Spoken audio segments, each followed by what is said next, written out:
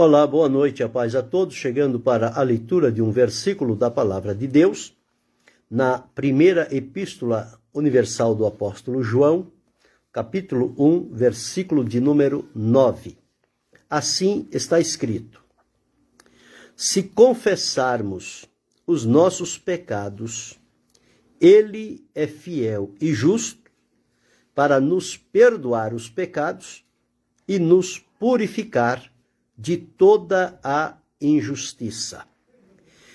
Este é um ensino maravilhoso transmitido pelo apóstolo João àqueles irmãos já no finalzinho do primeiro século, portanto, já mais ou menos há uns 70 anos depois que Jesus foi assunto aos céus, mas João viveu ao lado de Jesus, presenciou o ministério de Jesus, fez parte do ministério de Jesus, foi comissionado por Jesus primeiro para ser discípulo e depois nomeado para ser apóstolo, com o encargo de manter os princípios estabelecidos por Jesus, os elementos constituintes do Evangelho, para que não se perdesse a essência, mas que ele fosse propagado de geração em geração. E estes discípulos que se tornaram apóstolos não se fizeram apóstolos, foram nomeados por Jesus para ser apóstolos. Deus abençoe, pastor José Mário. Os apóstolos não se fizeram a si mesmos, não se consagraram a si mesmos, não fizeram uma junta para receber uma consagração de apóstolo. Apóstolos foram escolhidos e nomeados por Jesus. E a condição do apóstolo era aquela, que deveria ter estado com Jesus desde o começo do seu ministério até a sua ascensão. Seria, na verdade, uma testemunha ocular, por meio dos quais o Senhor ia estabelecer os elementos, as estruturas, o fundamento da sua obra aqui na terra. Portanto, eles tiveram esta grande responsabilidade sobre os ombros deles e não poderiam falhar, nenhum deles. Infelizmente, Judas, como já era de se esperar, porque o próprio Jesus disse que ele estava ali no meio, ele então foi para o seu lugar, para a sua perdição. Porém, os que ficaram, e posteriormente Paulo, que Jesus chamou e o nomeou como apóstolo dos gentios, ele também fez parte deste povo. Paulo foi aquele que recebeu por revelação de Jesus Cristo. Ele não esteve lá do princípio até o fim, mas foi um plano de Deus para a vida de Paulo. E eles deram sequência a esse trabalho. E João, que tinha aquela afinidade com Jesus, portanto, ele percebia o pulsar do coração de Jesus. Quando Jesus intentava fazer alguma coisa, João, por aquela afinidade que ele tinha com Jesus, certamente ele já poderia saber alguma coisa. É assim, quando nós convivemos muito tempo com uma pessoa, às vezes não precisa a pessoa falar nada. Basta uma ação, uma atitude da pessoa, ou talvez até um olhar, a gente já entende o que é que a pessoa está querendo. Então isso depende da afinidade e da convivência. Eu trabalhei com vários servos de Deus e procurei sempre estar atento e nunca precisou chegar a eles dizer alguma coisa, mas na ação, no olhar, na maneira, no gesto, eu sempre procurei entender o que queria transmitir. E sempre dizia à pessoa, é isto? Sim, é isto. Pois não, pode deixar. E já tentava procurar ajudar naquilo que era possível. João teve essa afinidade com Jesus, portanto, ele pôde também sentir o pulsar do coração de Jesus. E ele aqui, escrevendo esta carta, trazendo àqueles irmãos a mensagem que eles haviam recebido, a palavra da vida que eles tocaram nela, que foi Jesus, esteve com eles, manteve aquela comunhão. E a mensagem que eles receberam é que Deus é luz e não há nele trevas nenhuma. Mas disse o seguinte: se nós dissermos que temos comunhão com Jesus e andamos em trevas ou no pecado, nós estamos mentindo. Não tem como dizer que tem comunhão com Jesus e vive na prática do pecado, da desobediência, da rebelião, da impureza, da iniquidade, da injustiça. Nada disso combina com quem faz firme profissão de fé de servir a Jesus com fidelidade. Então ele disse o seguinte: se dissermos que não temos pecado, enganamos a nós mesmos e a verdade não está em nós. Porque a palavra de Deus diz que todos pecaram, destituídos estão da glória de Deus. Foram separados. Por Jesus, eles foram atraídos, aproximados de Deus, reconciliados e adotados na família divina. Agora fazem parte da família de Deus. Tornaram-se filhos de Deus, primeiro por criação, segundo por redenção, através do sacrifício de Jesus, e adotados na família divina. Porém, essa adoção não é uma segunda classe, porque a Bíblia diz que nós somos herdeiros de Deus e co-herdeiros com Cristo. Então não há diferenciação entre o filho e o adotado diante de Deus. Ele colocou todos os méritos, garantias e bênçãos à disposição de todos que vierem a ele através de Jesus. E o que ocorre muitas das vezes é que, uma vez que as pessoas se convertem a Jesus, passam a fazer parte de uma igreja, de um lugar para reunir, para fazer cultos, as pessoas dizem que eles agora não são mais pecadores, porque eles agora estão em Cristo Jesus, foram chamados para a salvação. E quando alguém diz qualquer coisa, não, eu agora sou um pecador remido. Um pecador remido. O pecador foi remido, mas o pecado não. O pecado tem que ser confessado e abandonado. E às vezes as pessoas usam essa expressão porque quando comete algum deslize, algum pecado, alguma coisa, não, mas eu sou um pecador remido. Quer dizer que o pecador remido pode pecar? Não, de maneira nenhuma. Ele é que não pode, porque ele experimentou os efeitos da redenção através de Jesus. Deus abençoe, pastor Alex Gonçalves. Deus abençoe, irmão Valdemir Silva. Então, ele é que tem que procurar viver à altura da comunhão que ele tem com o Senhor Jesus e não se prestar a viver uma vida pecaminosa e dizendo que está em comunhão com Jesus, porque não está. Isso não é verdade. Agora, dizer também que uma vez que nós viemos para Cristo, nós estamos isentos do pecado, nunca mais vamos pecar, também não é verdade. Nós estamos sujeitos, vivemos num mundo corrupto, cruel e mau, e todos os dias ele está procurando nos assediar, nos envolver, nos enganar, para que a gente deslize de alguma coisa e faça algo que depois vamos nos arrepender e ficar triste porque entramos no caminho que não deveríamos ter entrado. Nós estamos sujeitos a pecar, sim. Porém, uma vez estando em Cristo, ele não vive na prática do pecado. Ou seja, o pecado não é uma prática diária da vida de quem serve a Jesus. Mas em alguma situação ele pode vir a pecar? Pode vir a pecar. Ele não está isento disso. É por isso que Jesus disse: vigiai e orai para que não entreis em tentação. Na verdade, o espírito está pronto, mas a carne é fraca. Então, justamente, é através da carne que vem a indução do pecado, e a carne ela é tendenciosa a ceder. Mas se o espírito estiver firme em Deus, vigilante e prudente, a tentação vem, mas ela não vai encontrar brecha na nossa vida para se infiltrar e nos levar a uma derrota. Então é preciso a gente ter muito cuidado disso. Agora, dizer que está livre de pecado, não. Nós só vamos estar livres de pecados quando chegarmos na glória celestial. Lá não haverá mais pecado. Pecado é coisa que acontece aqui na terra. Bem, E quando João escreveu esta epístola, ele disse o seguinte: bem, uma vez que se nós dissermos que não temos pecado, estamos enganando a nós mesmos e não há verdade em nós, nós temos que admitir que somos pecadores, sim.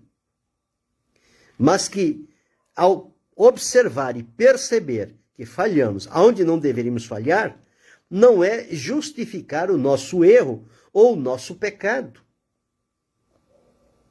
Conforme eu disse, porque agora sou pecador remido, ou porque fulano, Bertrano, Cicrano faz coisa pior do que essa e está tudo bem, e então o que eu fiz foi algo insignificante. Não, pecado não tem pecado insignificante. A gente é que faz diferenciação, pecado grande e pecado pequeno, mas pecado é uma coisa só. É transgressão diante de Deus, é desobediência, é iniquidade, é impureza, é injustiça. Isto que é o pecado. E o pecado, ele fere a pessoa e a pessoa fica com uma doença espiritual na vida, enquanto não abrir os olhos e se arrepender e buscar a reconciliação com Jesus, ele vai sendo corroído, contaminado pelo pecado e a cada dia ele vai se destruindo.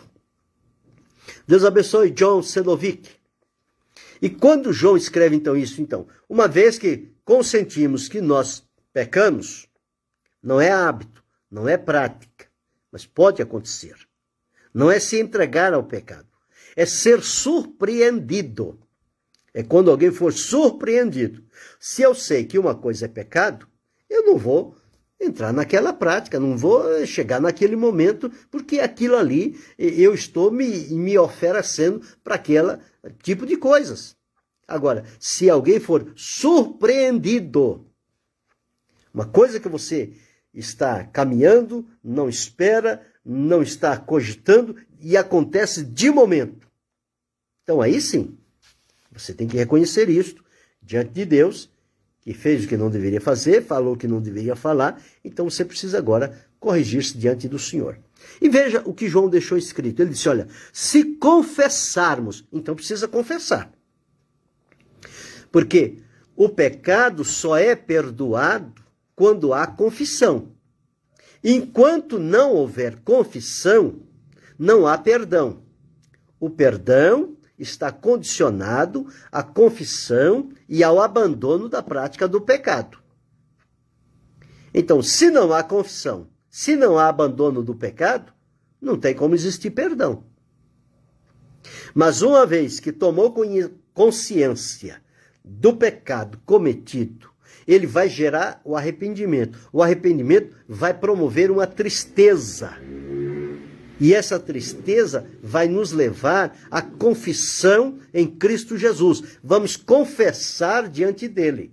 Jesus, eu errei, eu pequei, eu desobedeci, eu fiz, eu falei o que não deveria, Jesus. Estou muito triste por essa minha queda, mas estou arrependido e prometo não entrar mais nesta prática e quero confessar a ti, Senhor, e suplicar o teu perdão para a minha vida. Com certeza, Jesus não negará perdão a quem fizer uma confissão sincera e verdadeira. Sincera e com verdade. Então, se confessarmos os nossos pecados a Jesus, porque Ele é o Salvador, é Ele quem perdoa. Se confessarmos os nossos pecados, Ele, Jesus, é fiel e é justo. Fiel e justo. Observe, a justiça de Deus precisa ser cumprida na nossa vida. A fidelidade e a justiça de Jesus vai levar-nos, quando houver em nós arrependimento e confissão, ele vai nos perdoar. Por quê? Porque nós entramos pelo caminho certo. E qual é o caminho certo? É o caminho da confissão. Salomão, escrevendo em Provérbios, disse, aquele que encobre as suas transgressões nunca prosperará, mas o que as confessa e deixa alcançará misericórdia. Então, a misericórdia de Deus, ela é ativada para a nossa vida, para o perdão de Deus, quando nós confessamos e abandonamos o pecado. Então aí a misericórdia de Deus se manifesta e ele vem a nós para nos ajudar. Então ele é fiel e justo para, primeiro, nos perdoar os pecados. Então, na terra não existe ninguém que pode perdoar pecados a não ser Jesus. Quando ele estava numa determinada casa, efetuando a cura de uma pessoa lá, ele disse: os teus pecados te são perdoados. E a cura seria imediata a isto. E alguém perguntou: quem pode perdoar pecados se não só Deus?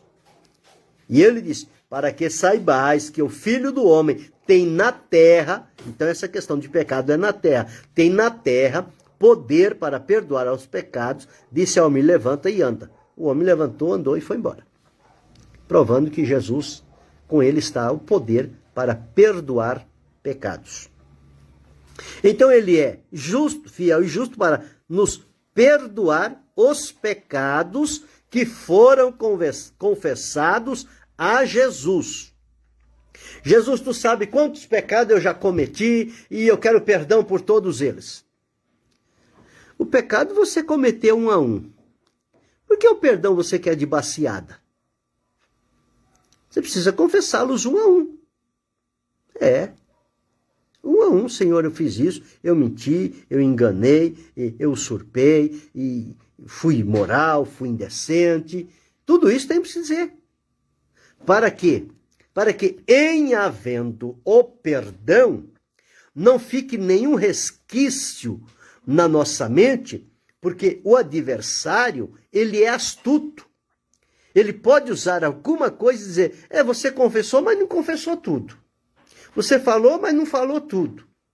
E a pessoa fica: será que eu fui perdoado? Será que não fui? E entra a dúvida, entra a incredulidade, e a pessoa fica toda embaraçada e não sabe. Por isso é que é preciso confessá-los um a um, para ter certeza de que não ficou nada para trás. E olha o que Jesus faz. Ele é fiel e justo para nos perdoar os pecados. Perdoa o pecado, está perdoado. A paz, a comunhão, a intimidade com Deus está restaurada. Não tem mais impedimento, porque o impedimento é o pecado. Enquanto ele não é confessado, ele é uma barreira. Foi confessado, houve o perdão de Deus, o perdão de Jesus, acabou a barreira. Não tem mais nada que você questionar. Volta ao que era antes, no quesito da comunhão com Deus. Mas não é só isso que Jesus faz. Por quê? Existem pessoas que ele comete um determinado tipo de pecado e ele vai a Jesus com sinceridade, com temor, ele pede perdão, ele chora, ele se arrepende, é perdoado. Não passa um mês, a pessoa está novamente naquele mesmo ato que ele pediu perdão a Jesus. E o que acontece? Vem novamente, chora, se arrepende, promete, pede perdão, Deus vê se você dá no coração, perdoa. Passa um tempo novamente. Então, por isso que aqui neste versículo, tem dois pontos importantes aqui que a gente precisa enfatizar. O primeiro deles é que o pecado é perdoado quando houver a confissão. Então, confessou a Jesus, confessar é a Jesus. É Jesus que perdoa. Confessou o pecado diante dele, ele é fiel e justo para nos perdoar os pecados. E veja agora a segunda parte. E nos purificar de toda injustiça. Então, não é só de perdão que nós precisamos quando falhamos e erramos e vamos diante de Jesus confessá-lo. Não é só o perdão que nós precisamos, mas nós precisamos também a purificação. Por quê? O pecado confessado para ser perdoado. Mas, às vezes, se não houver a purificação, é por isso que há essa queda, essa queda novamente na mesma prática que já confessou 1, 2, 3, 10, 20 vezes e continua na mesma prática. Então o que é que precisa? Precisa de uma purificação de toda a injustiça. Purificar é o que Jesus faz e é com a graça, por meio da graça que ele faz, porque aonde o pecado abundou, porque o pecado, quando ele entra na pessoa, ele é como uma planta, como raiz. E ele vai lançando raízes. A pessoa vai cortando, vai podando ele e vai confessando, mas a raiz fica lá. Então o que é que precisa fazer? É preciso ter uma purificação. A purificação é arrancá-lo pela raiz. Jesus disse, onde o pecado abundou, a graça superabundou. Digamos que o pecado chegou até um certo nível na nossa vida, aí veio a graça de Deus, foi além dos efeitos do pecado e inutilizou todo o efeito do pecado. E aquelas raízes saíram e a pessoa ficou perdoada. Então, a purificação é para isto. E nós sempre podemos pedir a Deus o perdão e a purificação de toda a injustiça, de todo o resquício da vida. É como uma pessoa que tem uma enfermidade mortal, ele vai ao médico, o médico faz todo o exame e diz, olha, ele está aqui nesse ponto aqui, então vamos fazer uma cirurgia e vamos tirá-lo. E a pessoa passa por uma cirurgia, tira aquele mal e diz, olha, não tem mais nada, tirei tudo que eu pude observar, tirei, não tem mais nada. A pessoa vai embora para casa, diz, que maravilha, não tem mais nada, estou curado. Passa algum tempo, aparece em outro lugar. Ué, mas não tirou tudo? Pois então, tirou aquilo que era aparente, que podia enxergar. O que não podia enxergar, a medicina não teve como tirar. E ele ficou lá. Como ele estava em raiz, ele brotou em outro lugar. O pecado é assim. Se não houver a purificação, você confessa hoje, ele brota de outro lugar. E a pessoa vai sempre indo de queda em queda. E não foi para isso que Jesus nos salvou. Ele não nos salvou para a gente ficar todo dia, toda semana, todo mês, confessando Jesus. Jesus, eu pequei. Jesus, eu fiz isso. Jesus, eu fiz aquilo. O Senhor me perdoa, o Senhor me perdoa. E aquela coisa. Não. Mas é para assegurarmos o perdão e a purificação que nos foi feita através do Senhor Jesus. E só Ele pode fazer isso.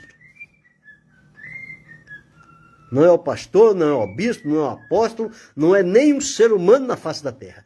É unicamente Jesus. Então, João escreveu relatando isso. Se confessarmos os nossos pecados. Então, só quando confessamos. Este se é uma condição.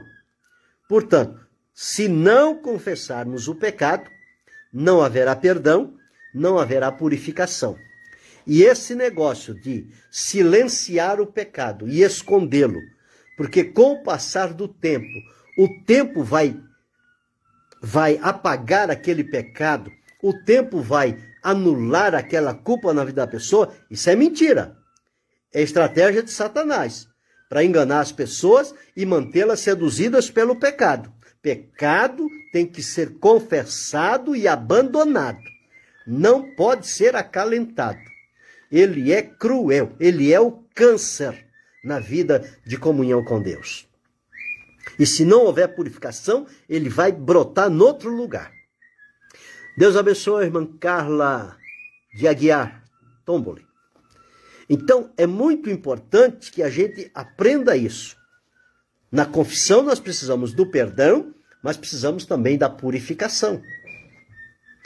Nós não podemos ser igual aquela galinha de Angola, que o canto dela é tô fraco, tô fraco, tô fraco, tudo para ela tô fraco. Tem crente que é assim, tudo para ele tô fraco. Mas por que você caiu de novo? Eu sou fraco, mas eu confessei, Jesus me perdoou, mas de novo, tô fraco de novo. Então, é uma coisa que a gente precisa ter consciência dessas coisas. E precisamos aplicar o que diz a palavra de Deus.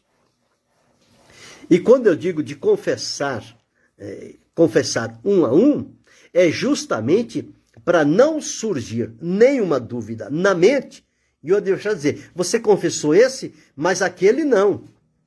E com aquilo ele consegue colocar uma cunha na vida da pessoa, na mente da pessoa, e a pessoa fica perturbada. Então, por isso que preciso confessar e abandonar e pedir a Jesus, além do perdão, também a purificação.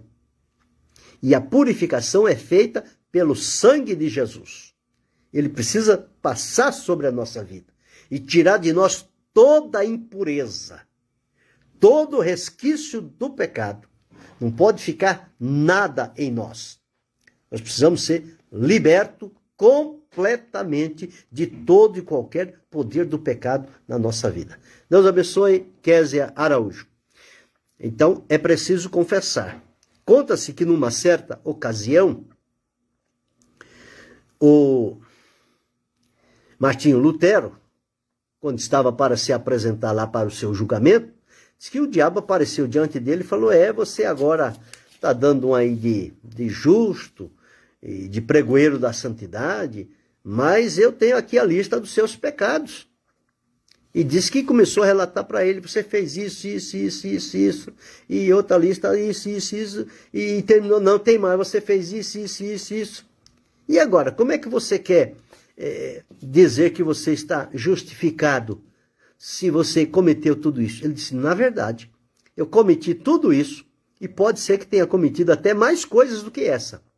Mas você esqueceu de escrever por cima destes pecados que eu confirmo que eu cometi.